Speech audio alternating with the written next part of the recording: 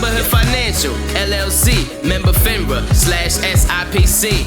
This is Nick. This is Jack. And this is Robinhood Snacks. 2 stories today. First, who won the Slackquisition? And then Jack, we got Nasdaq's new game-changing rule. Let's hit it. For our first story, the Slackquisition is now complete. Yes, now that Salesforce is officially acquiring Slack, it's time to see who got the better of the deal. Honestly, Wall Street decided, and basically the stock prices reveal the answer. They did. It's very clear. Slack won, Salesforce lost. Jack, it is pretty nice to own shares of a company that just got acquired. Salesforce is going to find every Slack stock in existence and buy them, partly with cash, partly with stock. Jack, I'm looking at the numbers here. Each share of Slack is going to get paid $26.79 in cash, and you're going to get 7.7% of a Salesforce share. We crunched the numbers. That's a $44 payout for every Slack stock, a stock that was $29 last week. Jack, this acquisition means in just the last week, Slack stock has jumped up 51%. As we said, it's pretty nice. So Jack, what's the takeaway for our buddies over at Slack? Salesforce looks desperate for growth. Snackers, Salesforce's core business software business,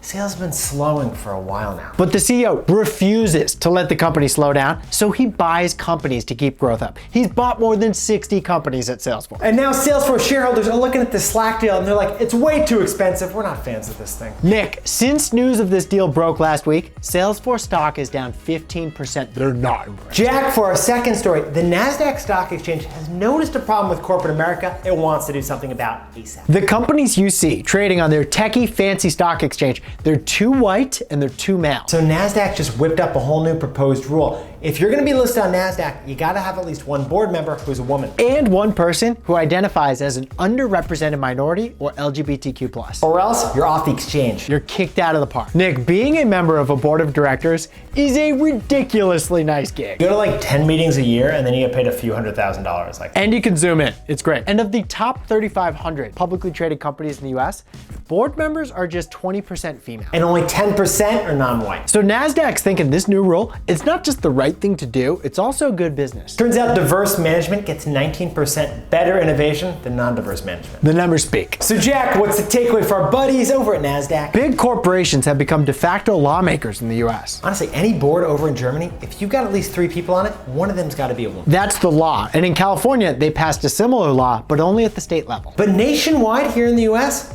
Congress hasn't done anything like that. Nasdaq, though, is a gatekeeper to the stock markets. They can act like a bouncer and check everybody's ID before letting them in. Basically, Nasdaq is legislating the issue because our legislatures won't. You can't trade with us unless you have a diverse board. Nick, I wore chambray just for you. Jack, you know it's the denim of New York City. I'm a sucker for it. It really is. Snackers, follow us right here on Instagram at Robinhood Snacks. Or subscribe on YouTube at youtube.com/RobinhoodApp. See you tomorrow. We'll see you tomorrow.